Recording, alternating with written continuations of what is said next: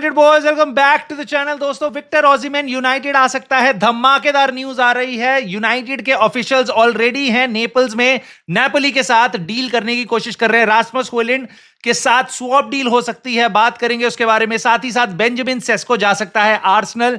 क्या चल रहा है वहां पे? जेडन सांचो यूनाइटेड वापस नहीं आएगा क्योंकि चेल्सी उसको ऑफर कर रही है एक permanent deal, but Jadon Sancho को डिसाइड करना है कि क्या उसको पैसा चाहिए या वापस यूनाइटेड आना है। डिसाइड करेंगे और बात करेंगे इसके बारे में। साथ ही साथ भाई Delap to Chelsea, here we go हो चुका है। मैं आपको बताऊंगा चेल्सी ने क्या क्या ऑफर किया जो यूनाइटेड उसको ऑफर नहीं कर सकती थी, और basically he has rejected United for Chelsea.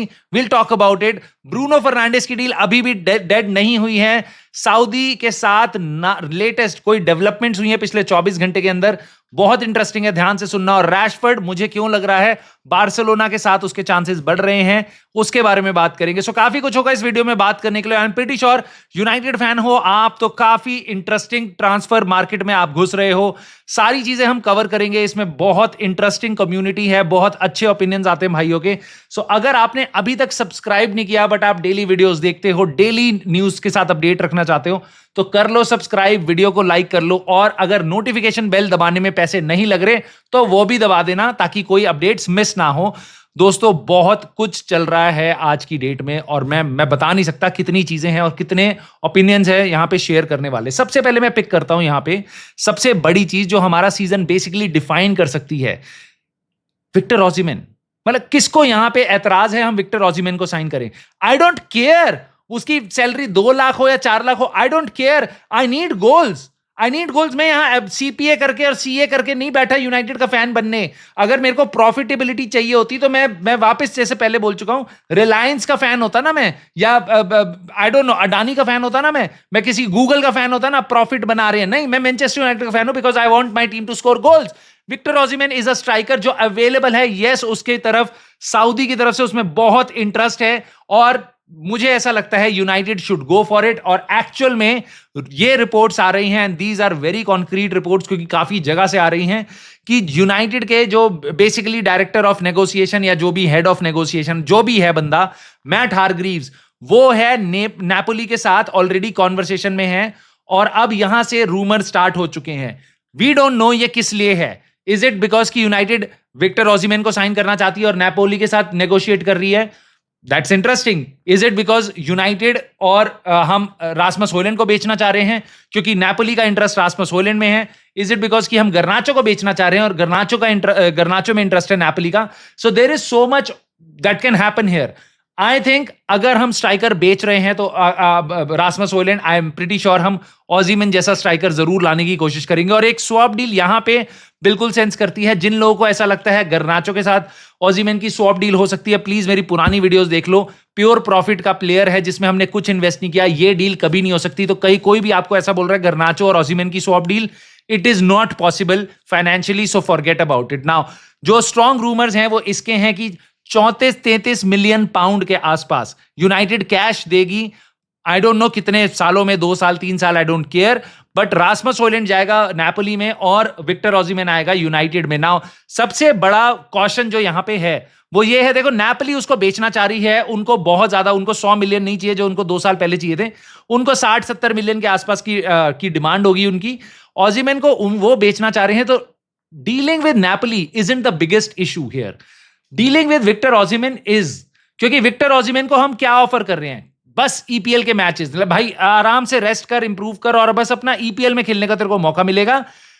ऐसे प्लेयर को भाई he does not want to be in Europe, क्योंकि देखो बाकी प्लेयर्स हैं, जैसे फॉर एग्जांपल कैसेमीरो हो गया, ब्रूनो फर्नांडिस हो गया, किसी भी प्लेयर के बारे में आप बात करते हो, आप कहते हो भाई वो सऊदी ना जाए। जैसे विक्टर ओसिमेन के लिए इस टाइम पे सऊदी से काफी इंटरेस्टिंग लिंक्स आ रहे हैं।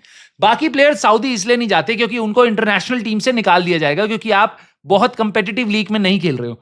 नाइजीरिया से खेलता है विक्टर ओसिमेन, नाइजीरिया तुम्हें लगता है वो विक्टर ओसिमेन को निकाल देगी? नहीं, तू कॉम्पिटिटिव लीग में नहीं खेल रहा, जब उनके majority of players European league में नहीं होते, मेजॉरिटी ऑफ प्लेयर उनके अफ्रीका में या किसी और लीग में खेल रहे होंगे, not necessarily in EPL on the biggest leagues, right? So उसके लिए basically club football is like club football, उसके लिए इंटरनेशनल फुटबॉल की सीट उसकी कहीं नहीं जा रही. So there is so much more he can do in Saudi, he can earn so much more. और विक्टर ओसिमन की तरफ से पहले से भी ये खबरें आ रही थी, ही वांट्स जहां पे उसको अच्छा पैसा मिलेगा वो वहां जाएगा और वहां पे गोल ठोकेगा भाई.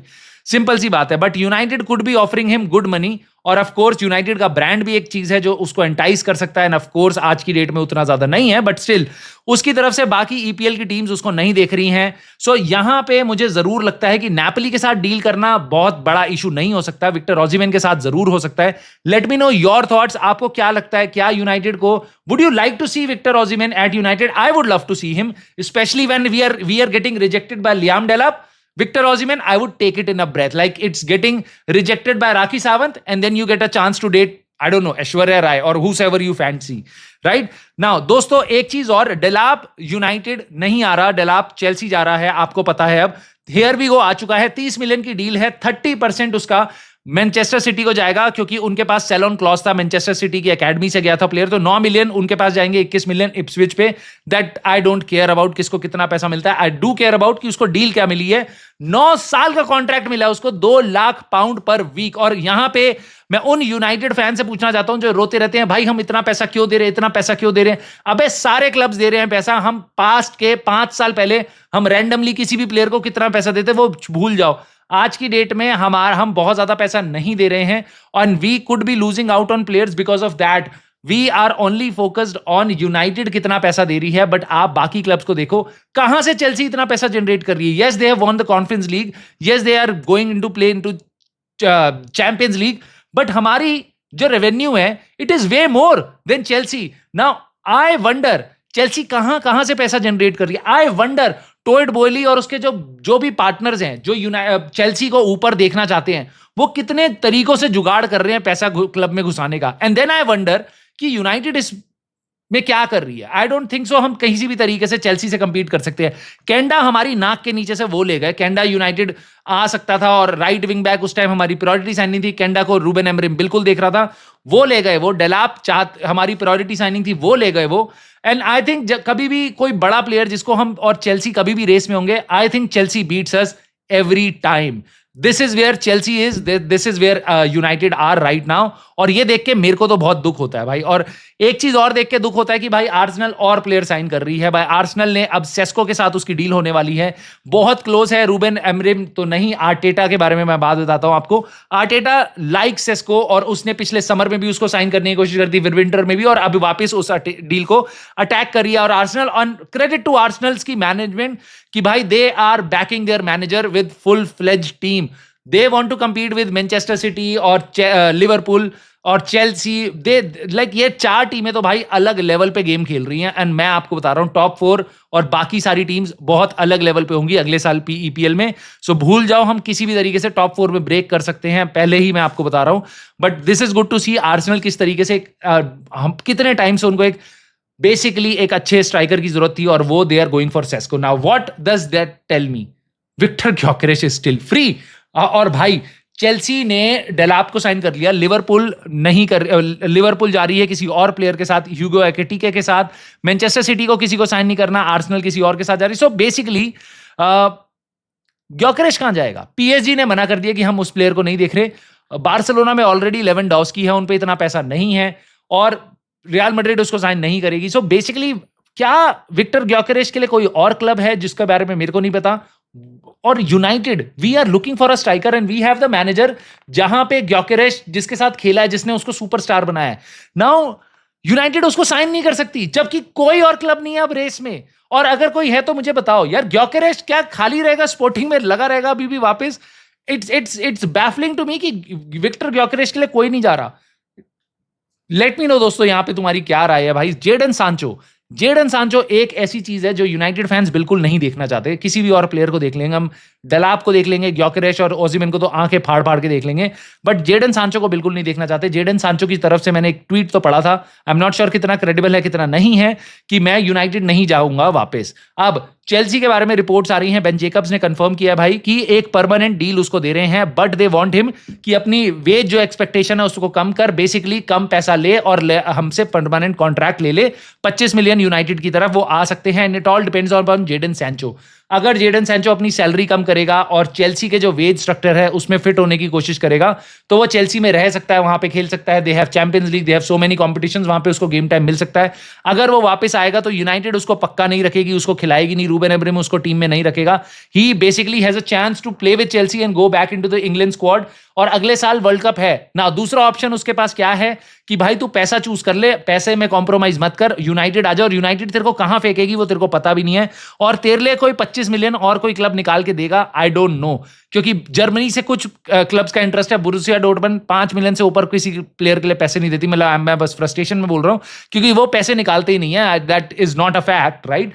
बट उसके अलावा जो जो क्लब्स हैं, लाइप्जिग उसमें इंटरेस्ट दिखा रही थी, they don't have champions league, वो पैसा नहीं देंगे, और कोई भी और क्लब उसके लिए पैसा नहीं देगा। सो आई थिंक जेडन सांचो को चुपचाप पैसा छोड़ के चेल्सी में चले जाना चाहिए। मेरे मेंटल पीस के लिए भी सही होगा, इनियोस के लिए भी सही होगा। कम से कम एक काम तुम्हें कम करने को मिलेगा। Let me know your thoughts. Do you think Jadon Sancho Chelsea में चला जाएगा, उनका ऑफर एक्सेप्ट कर लेगा? थैंक्स टू चेल्सी वो उसको ऑफर कर भी रहे हैं। या तुम्हें लगता है नहीं, वो पलट के यूनाइटेड ही आएगा and he would not want to give up on his salary?